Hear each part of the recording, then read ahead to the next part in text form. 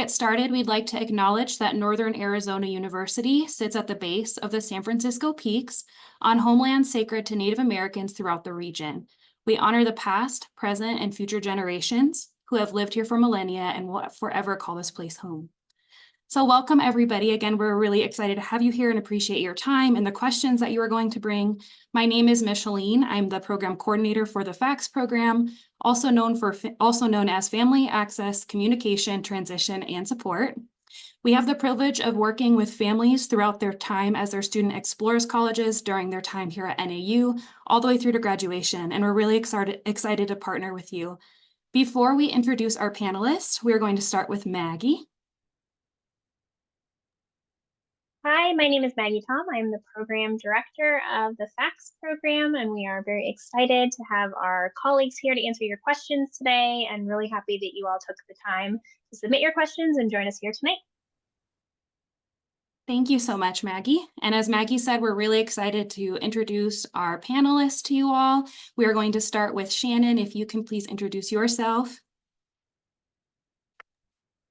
Hi, everybody. Shannon Clark. I serve as the director of our Lumberjack Care Center. I've worked at NAU for about 11 years, and I started my career working with parents and families. So I really enjoy the working with parents, and I'm excited for your questions today. All right. Thank you, Shannon. Next, can we have Chad introduce yourself? Thanks for joining us, everyone. My name is Chad Eichhoff. I got Shannon beat by a little bit. Been at NAU for 16 years now, in a variety of roles throughout that time. Currently serve as Associate Vice President of Enrollment Management. So work with our admissions and enrollment services team. So if you came here for a campus visit, or maybe your student met with one of our student recruitment coordinators out in their high school visit, or that type of thing, those teams, as well as our analytics and assessment team as well. But absolutely love Flagstaff and NAU, and I've been thankful to be here for the last 16 years. Wonderful. Thank you. And Myrna? Good evening, everyone. My name is Myrna Lord, and I'm the Director of Client Services in the Office of Scholarships and Financial Aid. So it's all our wonderful advisors and scholarship liaison who are here to answer any financial aid and scholarship questions that you may have. I have been with NAU for going on 28 years, so been here a while. Majority of it has been with Office of Scholarships and Financial Aid. I am also a proud NAU alum, born and raised Arizona native, Tucson, Arizona. Anybody out there? Woo-hoo. So welcome. All right, awesome. Thank you. And thank you for sharing how many years you've worked at NAU. That's a lot of years between all of us. And so I'm really excited for families to meet you and get to hear from you today. Before we move through the questions, I do want to let families know that you can participate in the chat or by using the Q&A function. Please feel welcome to ask questions throughout the event. We do have some questions that you have submitted prior to today, so we're going to start with those and then take further questions if we have time at the end. We will also have some of our amazing colleagues in the chat and the Q&A to answer your questions throughout our time today. Just know that the chat can move really, really fast, and we're going to do our best to keep up with it. But if we don't get to your answer today, know that we will be sending you an email follow-up later. It'll have a recording of this right now, and it will also have resources and contact information. So let's go ahead and get started with the first question. Shannon, this one is for you. What resources are available for students facing mental health challenges?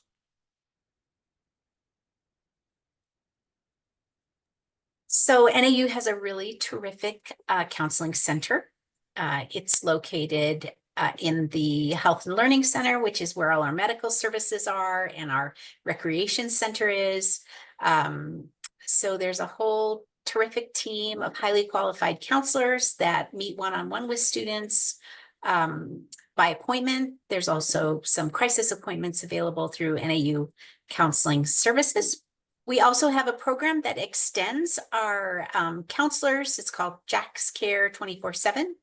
And it is a texting or a phone service that's available for students wherever they may live, be that the Mountain Campus or any of our online sites or statewide sites. They can call Jack's Care 24/7 and talk to a qualified counselor.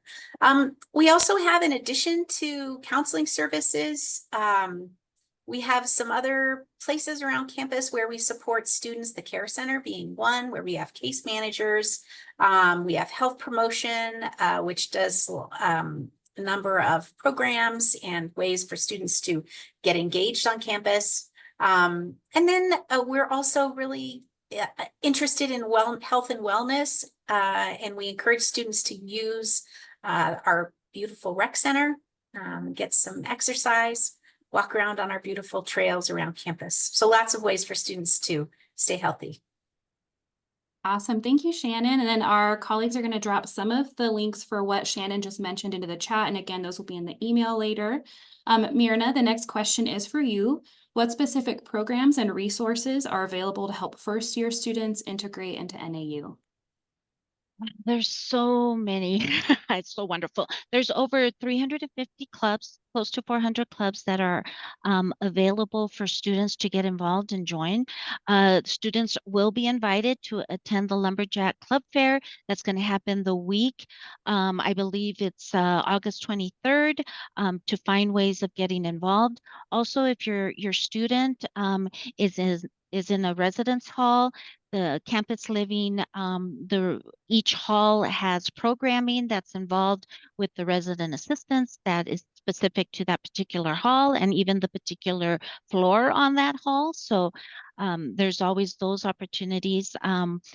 There is an Instagram account, social media about getting involved, where there's postings about opportunities that become available throughout the semester, throughout the month, where students can join that Instagram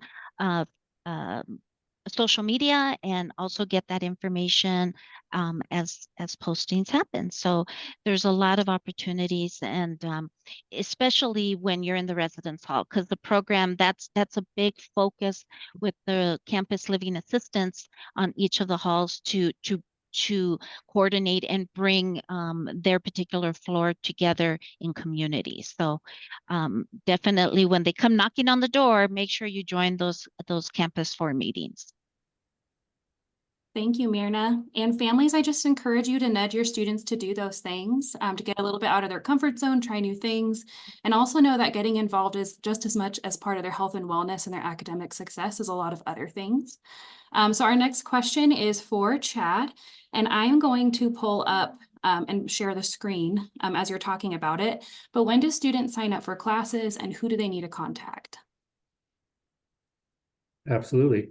Any specific question to your student situation, I would say email universityadvising@nau.edu.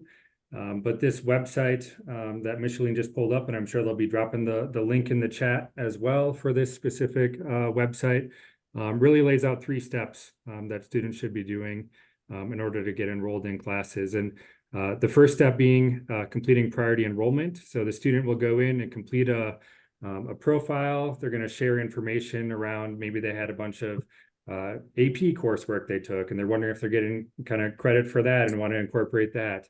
Maybe they're thinking about a different major than they initially thought, and they want to communicate that. So that's kind of the opportunity to start the communication with the academic advisor. And the academic advisor then can start building a schedule for the student. There is a point in here where they're able to have a conversation with the advisor and make feedback and adjustments to that. But the priority enrollment piece really is what gets the ball rolling with this. And then the online modules is something that we ask all students to participate in. And it's helpful because it gives some general information that students need to know about advising. So then when students get into that advising appointment, they already have some general understanding about that advising process and what they need to know.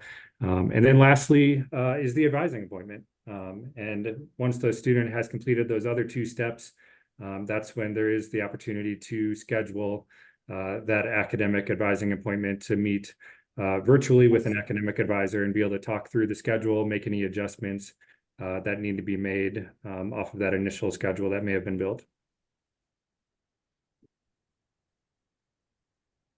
All right, awesome. Thank you, Chad. And then as Chad mentioned, we'll be dropping that link into the chat. And as you can see, there was a really nice guide to lead your student throughout that process. If your student hasn't already done priority enrollment, we do recommend that they do that sooner than later. Our next question is for Myrna. How does NAU ensure first-year students get the academic support they need to succeed? You're on mute, Myrna. We can't hear your lovely voice. There we go. Apologies. One of the great qualities of NAU and our instruction is that there are a lot of courses that have small classes.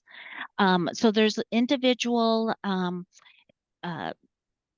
there's the opportunity there in the smaller class size to ask questions, to get to know your classmates, to get to know your instructor, professor on a more intimate level. With the larger courses, so the support's going to be a little bit different, of course. We do have courses that definitely have much more students involved, and those opportunities for tutoring and that structured support are introduced at the beginning of the courses. And most of these large courses, and I'll use the one that I'm more familiar with is like, let's say, Bio 180. There, for those particular courses for the Bio 180, which is a standard course that a lot of our students have to take who are in a biology pre-major, pre-med majors, there's supplemental instruction that is given alongside with the regular class instruction that students can take advantage of or should take advantage of. All students should go to the supplemental instruction. And then, of course, just overall, we have free tutoring that's offered to NAU. There's over 100 courses in which tutoring is offered. So there's drop-in tutoring, you can make appointments. There's also a very high quality tutoring through the Lumberjack Math Center. So the opportunities are there. Definitely, there's a lot of resources out there for the student, and just knowing that it's out there and knowing where they need to go to get it. But if any parent has a student that is in Bio 180, you make sure they go to their supplemental instruction. It's very quality tutoring. Really good advice. Thank you, Myrna. And I just want to take the advice a little bit further. And again, students might need a little bit of a nudge to take advantage of those resources. It's a little different than in high school where maybe the teacher is seeking the student out and letting them know about resources and the help that they should seek. So just know that students may need a little bit of a nudge to seek out those opportunities. Myrna, the next one is for you as well. And Yes. it's a variety of questions all in one. Are you ready? Yes, I'm ready. Okay. Where can students see if they've been awarded a merit scholarship? Okay. Where can families go to see what they owe for tuition and fees? And how do families figure out their out-of-pocket costs? And how is aid dispersed? And if you need me to repeat any of those, let me know. Okay. All right. Number one, where can students see if they've been awarded a merit scholarship? High school merit scholarships are awarded at the point of admissions, usually within 2 weeks of the student being admitted. They should receive a letter from our office. A letter is sent to students, but also the information reflects on the student's Louis Student Portal account. So students can log in at any time and take a look at the awards. The awards that they've been offered and their scholarships that been offered. So anytime that there's an award place, whether that be initial high school merit, and then when any federal or state financial aid is offered and packaged to the student, it will all reflect immediately on the student's student portal. So what was the second question?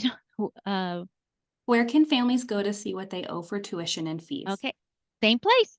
The student portal, the Louis Student Portal. There's different tiles. The way that the system is set up, there is a link. I'm sure that Micheline and team will drop in the chat. But the tiles are set up where there's a financial aid and then there's a financial services tile.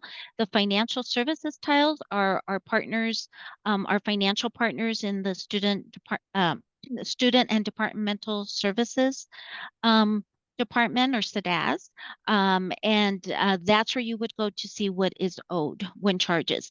And charges, the invoices, in fact, have just gone out. They went out on Monday.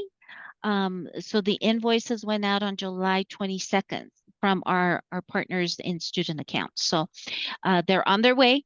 I believe my understanding is they send a physical hard copy, and there's also it would be posted as an invoice on their student accounts panel. Awesome. Thank you, Mirna. How do families figure out their out-of-pocket costs, and how is aid dispersed? Okay, so out-of-pocket costs, that you can take now that invoices have been sent, and then we have been packaging federal and state financial aid here for a while. So there can be a comparison. You know, you can log into again your student portal, the Louis student portal, and open up both of the tiles that show the financial aid awards that have been offered and packaged, and also what the invoices is indicating. There's the way that you can view it, there's different views, but they're all within the same the same panel, where you could see initially it will show what the student has been awarded for the academic year, and then it does break it up as to per semester, because we do work in semesters when dispersing aid.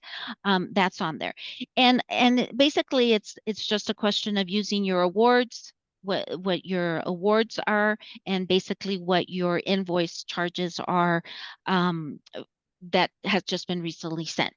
And we will always, our office and our wonderful partners in the student services area of student contact area at NAU can always go over that. So you can place a call, we can set up an appointment, and also meet with an advisor or a scholarship liaison to go over that.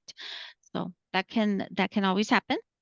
And we're available to take those appointments, whether that be Zoom, whether that be a phone appointment or in-person appointment too. Definitely. And then the last one is, how is aid dispersed? Briefly mentioned, aid is dispersed per semester. It's awarded for the academic year, but we work in semesters. So the first semester, the first disbursement for the fall semester will occur on or about Saturday, August 17th. Okay. And it will take what the award is, and this is inclusive of any high school merit scholarships that are awarded, any federal or state aid based on the FAFSA application that's been offered and accepted and authorized. And then if students have been receiving any private or external scholarships that they've been awarded and that the donor has sent to us within this time period, all of that will disperse on the 17th, as long as other eligibility, the student is enrolled, and any other authorization has taken place in regards to their student loans and such. It will disperse on the 17th. It will pay. The very first thing it will apply towards will be tuition and fees. That's the number one thing that needs to get paid first. And that's the way the system is set up. And then all the aid would follow behind it. So any housing, campus living or residence halls, if a meal plan, of course, and if there's any amount excess to, if there's anything left over at that point, it will get sent, refunded to the student, either direct deposit or a check in the mail. Awesome. Thank you for explaining all of that. I know that was a lot. We're going to give you a little break because we have a question for all three of you. We're going to start with Shannon, and then Chad, and then Mirna. So take your time to breathe, Mirna. Shannon, if you could give one piece of advice to our incoming students, what would it be? Well, I have a lot of advice, but I'm really going to try to just give one. I really encourage students to get to know their faculty. The faculty are there to help. They have office hours. They'll meet with students one-on-one. They'll answer questions after class. And they're I mean, they're educators, they're teachers, they're people that want to be helpful. So please encourage your student to get to know their faculty. Thank you, Chad. Yeah, I'd say every student's different, but it's pretty normal to be feeling anxious and kind of being nervous about like, am I going to meet people? Am I going to make friends? Like those types of things. And you know, if that's your student, and even if they don't say they're that or outwardly, like they might be thinking that, right? So I think kind of that normalizing of that and knowing that the beginning of the school year is just such a great opportunity because everybody is in that same boat together, right? Of wanting to meet people, wanting to make friends, probably anxious about making friends, to make that a tangible kind of piece of advice, which seems like such a simple thing. But when I've heard our student ambassadors talk about advice on this topic, this is one they like to give, is leave their door open when you're in the room, obviously, within your campus living community. In that early time when the students first move in, if you're in there and just have your door closed, you have a physical barrier there, right? That makes it difficult to make friends in that situation. Where everyone is really trying to meet other people. So just that simple act of trying to leave that door open when you're in your room initially is going to be an opportunity to meet people that live in close proximity, and that ability to start building that community right off the bat. Thank you, Mirna. I have one main one, and it is about out of the comfort zone, building these connections. But I think the number one, and this is coming as a parent of two former NAU alum. I have two alum. I graduated, two of us, my children. um, and I know this is hard as a parent to say this to your student, especially as an Arizona resident, and we're so close to Phoenix and so close to Tucson, and the surrounding area, the tri area. If a student wants to go home on the weekend, they, you know what? Take this opportunity this weekend, at least the first 6 weeks. And this is usually, I mean, this is all old research or whatever, but within the first 6 weeks, don't go back home. Don't go back home. We're so close, but and as a parent, I would love my son to come home, to Tucson. It's 4 hours. But I would say, why don't you open your door of your dorm, of your residence hall, attend these meetings that, the campus living assistants are going to come around knocking, telling everybody, come join in the commons. We're going to have a meeting of the floor meeting, and those are just little nudges. But I think as a parent, that would be the hardest thing to say, no, don't come home. Don't come home, son. Stay put. Just do me a favor and stay put this weekend. And then we'll see how you feel next weekend. But that's my one thing of advice. Thank you all so much. Those were great tips. Wish I had some of those when I was a student back in the day. All right, the next question is for Shannon. How does NAU advocate for students facing academic and personal difficulties? A couple of key things come to mind. One is the care center. So we have a publicly facing form called a care referral. Sometimes parents submit a care referral if they're concerned about their student, faculty, staff, friends, roommates, students themselves submit care referrals, and then we follow up with each of those students. We reach out, we see how we can connect them to campus resources, community resources. We work very closely with our colleagues in academic advising because sometimes the questions are related to course progression plans or really things that the academic advisors are quite expert at. We also have lots of, we call them our BFFs all around campus, Mirna being one of ours, who we reach out to really do a warm handoff when we're working with a student who has an issue that they're not quite sure where to start. So we try to get these students to the right experts around campus. I also want to put in a plug for our colleagues at Disability Resources. Some of your students may have had an accommodation during high school, and you may be wondering, or your student may be wondering if they may be eligible for an accommodation at NAU. Well, the place to start that inquiry is at NAU Disability Resources, and they have a button that says, you know, start your inquiry here or request information, something like that. It's quite obvious and quite simple. And I would certainly encourage your student to get on that process right away, because it does take some time. It requires documentation and verification. And I do love a stubborn college student. They're some of my favorites. And sometimes students want to try to go it on their own. They've had an accommodation through high school, but they don't want that anymore. And then it comes to midterms or it comes to finals, and it turns out, yes, they do need a little more time taking tests, or yes, they do need to take tests in a private setting. And then it takes weeks and weeks for the accommodation to get verified and put into place. So if your student is interested in pursuing accommodation, please encourage them to take a look at that Disability Resources webpage as soon as possible. Awesome. Thank you so much, Shannon. And I saw that Maggie popped that link into the chat if you're interested in learning more about that. I already saw a question about shuttles to and from Phoenix, so this is very relevant. This is for Chad.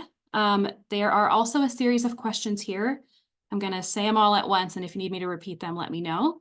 Should students bring a car to campus? How do they buy a parking permit? How does on-campus shuttle work? And transportation to and from Phoenix, are there options?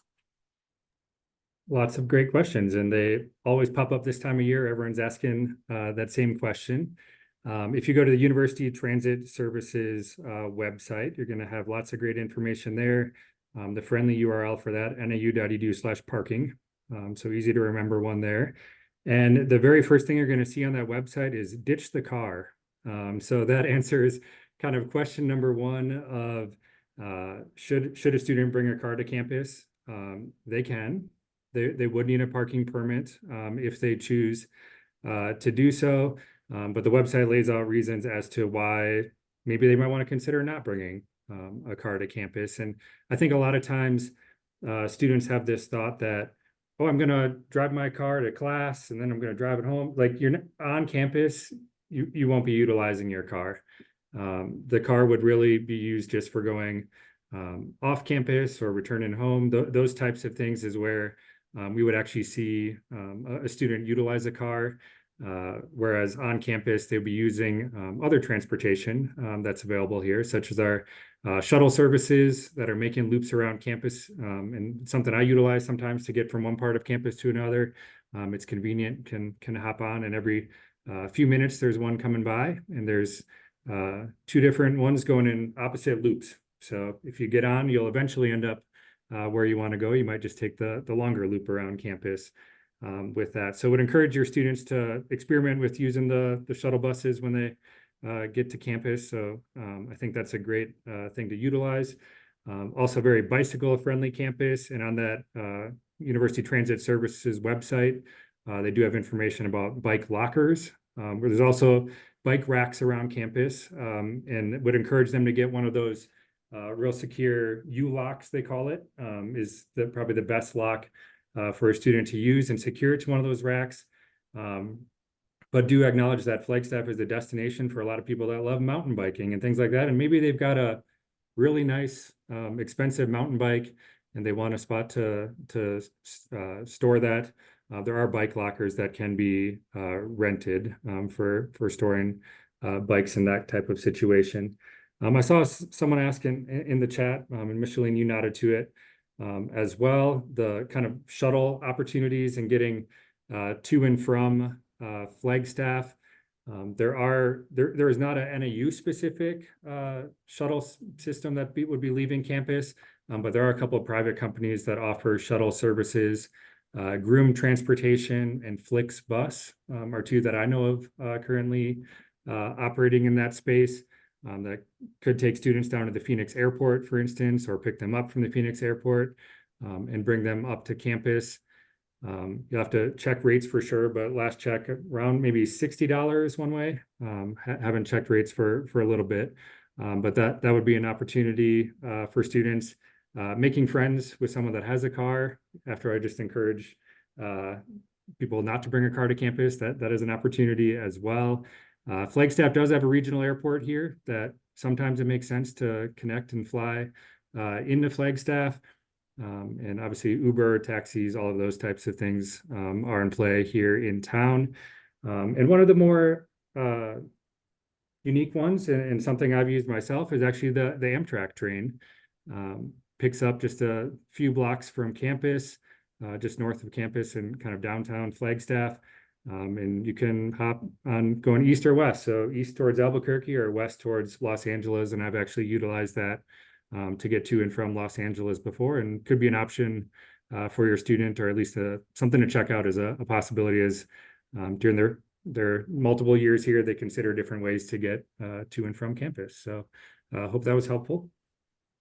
Super helpful. Thank you, Chad. And the next one is for you as well, and also includes a series of topics. Where can students go to sign up for move-in, and when is move-in? And how do they know what campus living community they have been assigned to? Awesome. Good questions. And I see Maggie covering for me in the chat. I forgot to mention the city bus system that's coming through campus. So also a good way to get around town for students that don't bring a car to campus.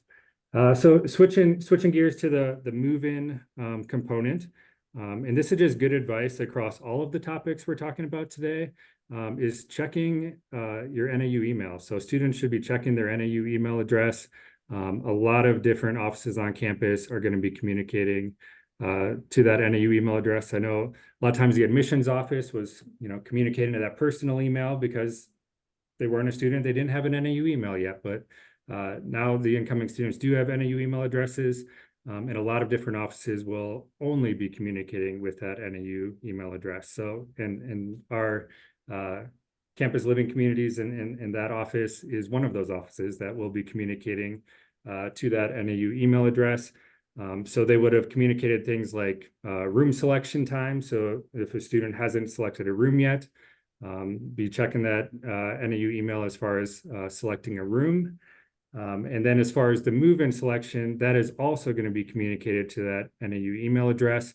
And don't have an exact date on when that's going to come, but early August is when your students should expect a communication that's going to then allow them to select a move-in time. And a friendly URL that I think is helpful, and I see Maggie drop the campus living one in there, but nau.edu/move-in is going to take you to a page that's got all of the kind of move-in calendar and that information, and that's going to be helpful for students.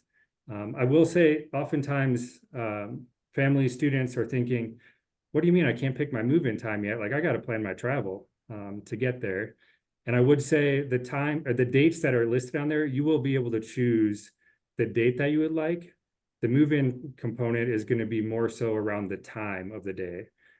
So we do that intentional to be able to stagger it. Trust me, we don't want everyone moving in at the exact same time. It's for your benefit as well as ours as an institution, not everyone move in at the exact same moment.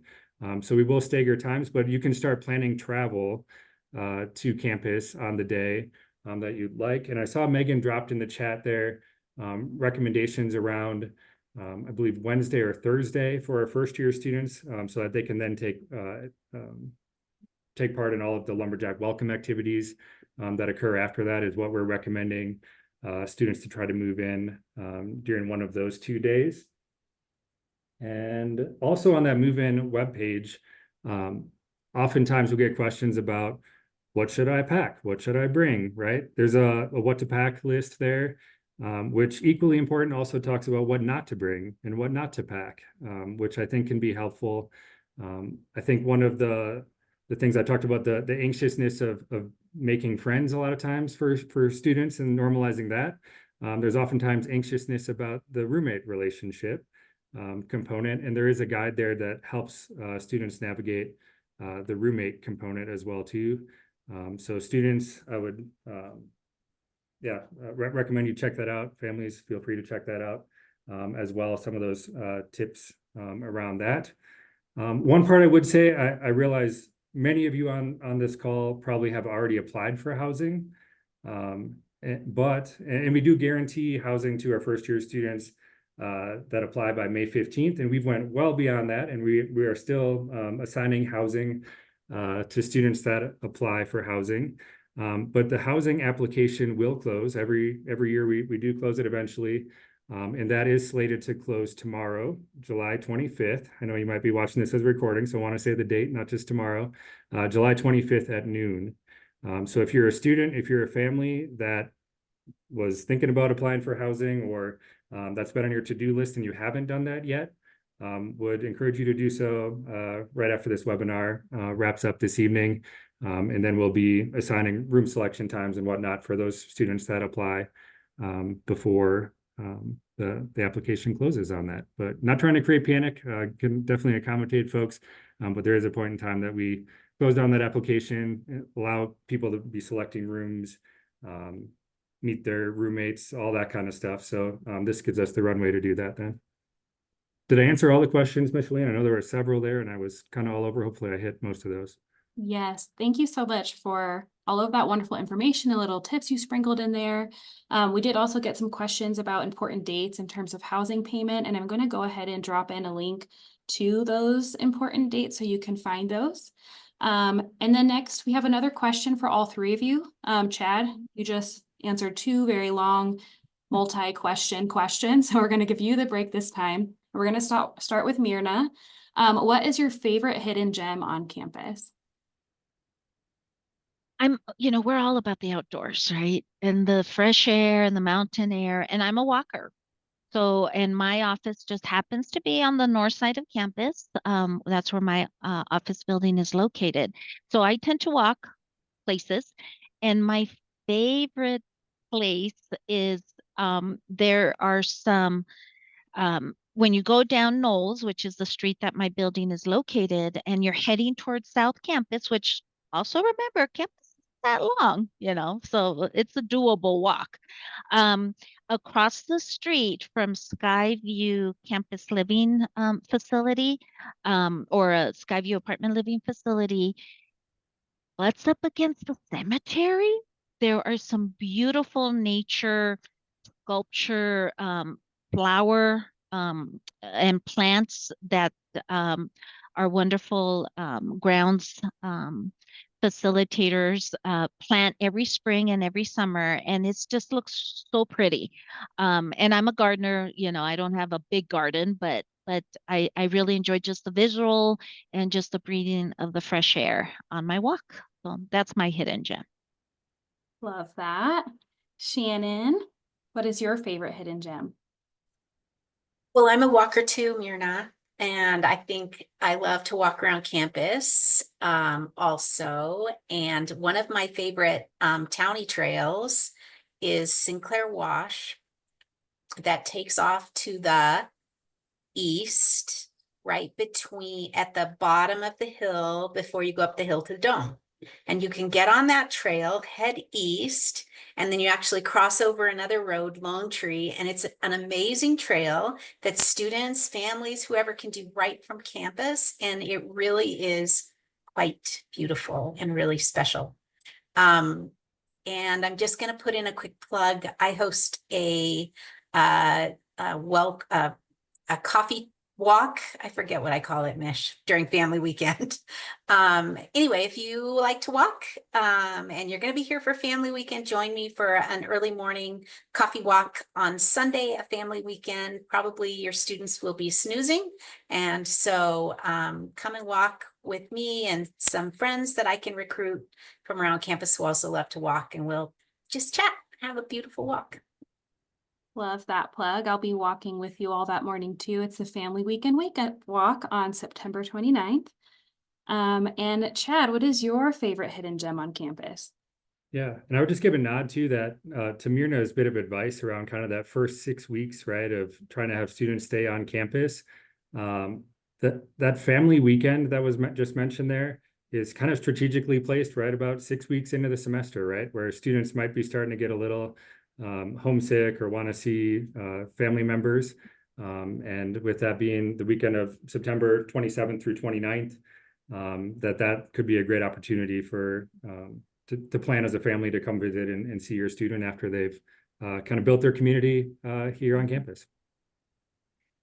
And then I should answer your actual question you asked me. So my favorite kind of gem of a place, and Megan Proctor, who serves as our Director of Admissions and Enrollment Services, and Megan's in the chat answering questions right now. I'm gonna blow the cover or the secret on our spot we do one-on-one meetings, and that is the patio that is behind the School of Hotel and Restaurant Management, HRM.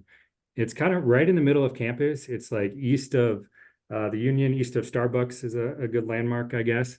And across that transportation spine there. But right back behind that building, there's like this brick wall that's there. So it ends up being a great spot to kind of get away from the hustle and bustle of the rest of campus, but be right in the heart of campus. And I think if I was a student, that's where I would be doing all my outdoor, sitting there working on a laptop or reading for a class and that type of thing. It's just a great outdoor space.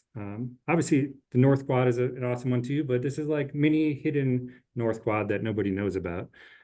So I have loved using that as a meeting space throughout the summer while the weather is awesome. Oh, I love that one. It's actually my favorite as well.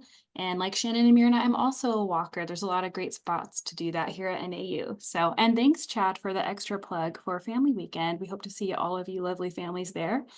I saw Maggie dropped the link in the chat for that. All right, our next question is for Shannon. What measures are in place to ensure student safety on campus? Yeah, safety is really important to us as an institution. And I know it's important to all of you as parents. Like Mirna, I also have two young adults who have finished their college careers. And yeah, I definitely remember thinking about them a lot. And we think about safety too. And we really, as an institution, we really infuse safety into everything we do. But there's some specific things. There's the NAU Safe app that students and families can download, and it gives alerts for things that are happening on campus or in the community. An example might be like a electricity outage somewhere on campus that's affecting certain buildings, or maybe we've had a really beautiful monsoon rain today. So maybe this didn't happen, but maybe there's a water issue in a particular building that folks will be notified about. Sometimes more serious events will happen near campus, like there's a criminal incident or something near campus, and our NAU Police Department wants our campus community to know about it and take preventative measures. Also, we get to learn about snowstorms. We get to learn about delays in class schedules, or actual snow days, or late starts, or early releases through that NAU app. Also, I want to put in a pitch for our amazing NAU Police Department. It's a fully accredited police department, just like any city or town would have.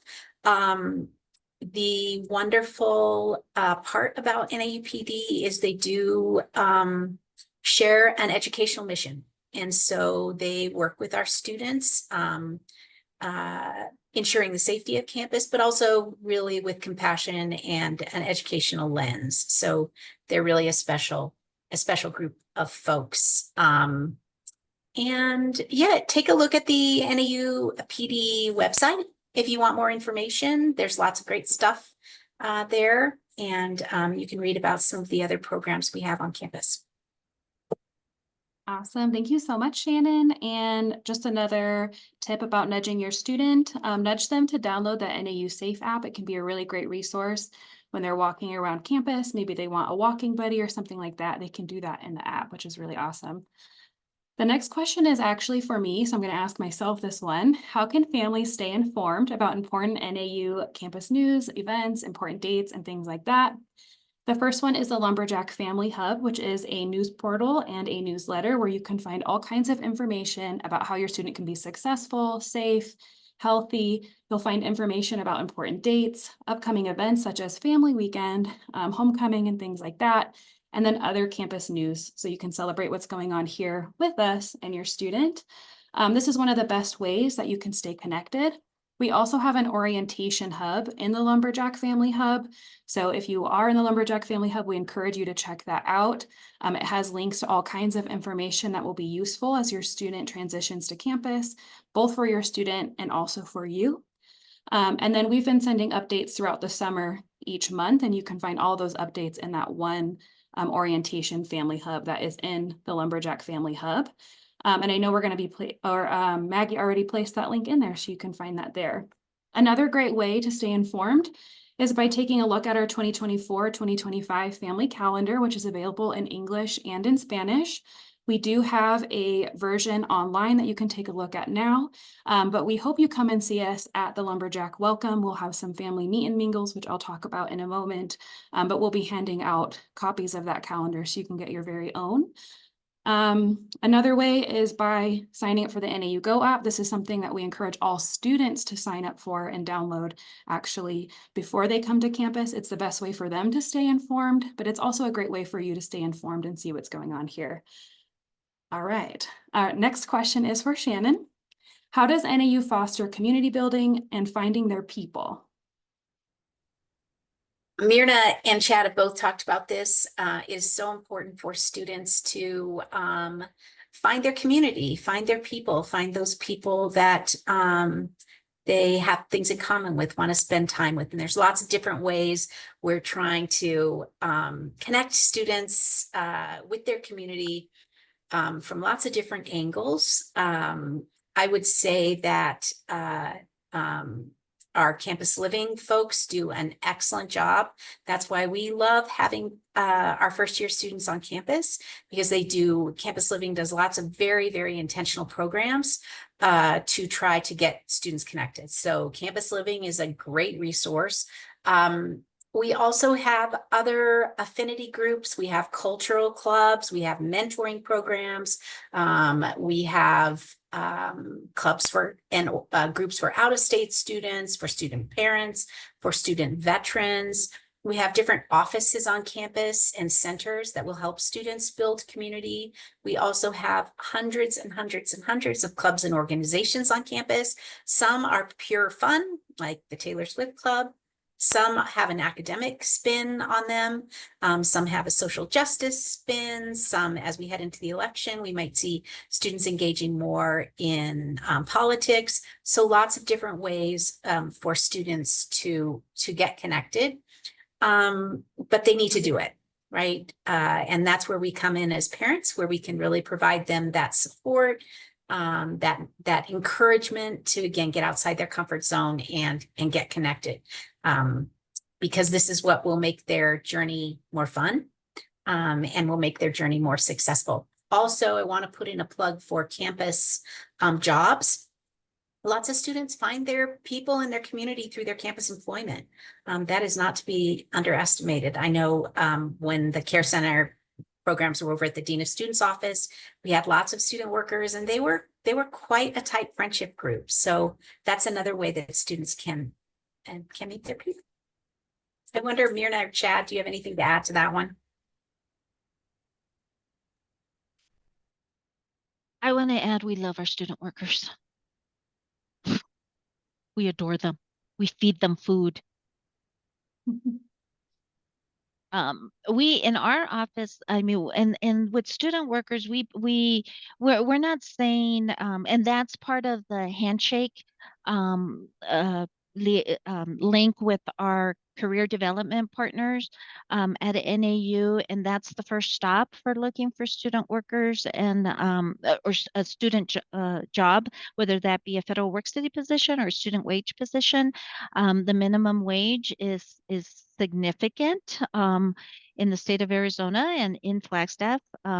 So it is a good opportunity, and we have always are, like Shannon mentioned, that it's a tight, they form really tight friendships within our everywhere, but I see that every day. And our student workers, our goal is to teach them transferable skills, time management. And so definitely encourage your student to look for that. That's another way of connecting to the university and building friends. So I love that tip, and I can tell you from personal experience, I feel like I found a lot of sense of belonging in my experience as a student worker, and I'm still belonging here at NAU now, so years later. So it is a really good tip. All right, Chad, this one is for both of us, actually. What can families expect for orientation and the Lumberjack welcome? Perfect. I'll start with the student part, and I'm going to pass it to you for the family experience component.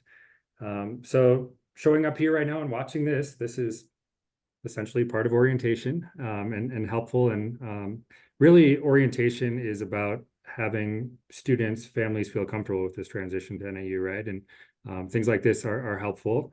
One of the main things for students to be doing this summer before arrival is to complete their orientation modules online. So nau.edu/orientation, and it looks like a link just got dropped in the chat there, is where students can access those modules.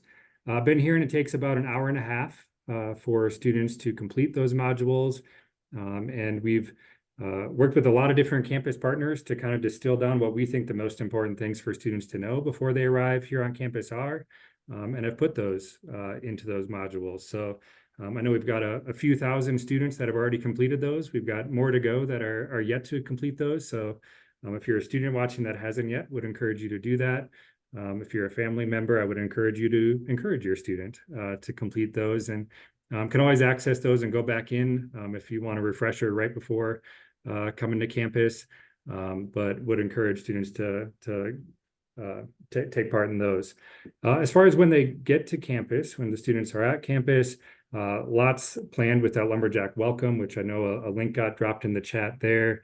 I'm going to get everyone all together in the Sky Dome and have a lot of energy around that. So encouraging students to attend that opportunity. And a lot of those events that happen right away, similar to the advice I gave around everyone looking to meet people, those events are intended for students to meet people while they go to those events, right? Or end up sitting next to somebody that turns into a friend, and they end up hanging out throughout the year. So all of those are opportunities for students to connect.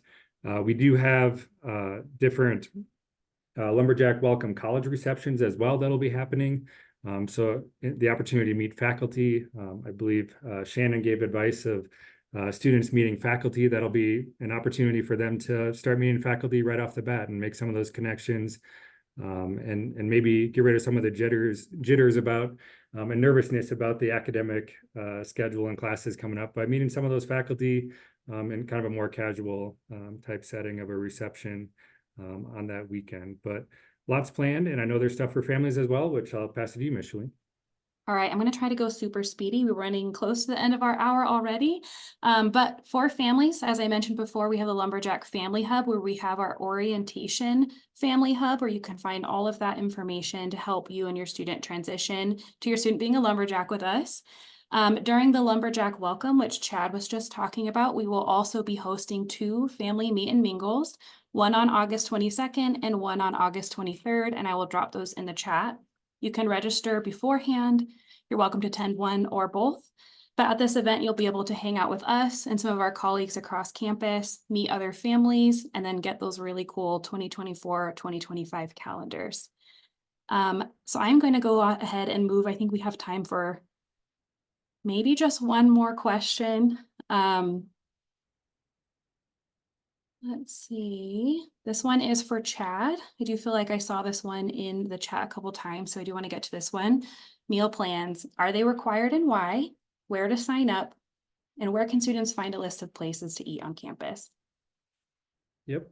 Friendly URL there, nau.edu/dining, is going to give you a lot of information regarding dining options. For a first-year student living on campus, we do require a meal plan because they are living in a traditional style hall, which doesn't have the the kitchen in all the rooms and those types of things. So we really need students to utilize the meal plan because we want them to be eating well and eating nutritious food and all of that. And that would really be hard to accomplish without a meal plan within a traditional style hall. There are kitchens that are shared for within all of the halls that give the opportunity for a student to bake some cookies, to make friends by handing out cookies. I don't know, but that is not something that could accommodate everyone within one of those campus living communities to be cooking and that type of thing. So we definitely require the meal plan for all students that are living on campus, all first year students. Lots of different options in terms of meal plans, and that dining website is where you could see more information about that.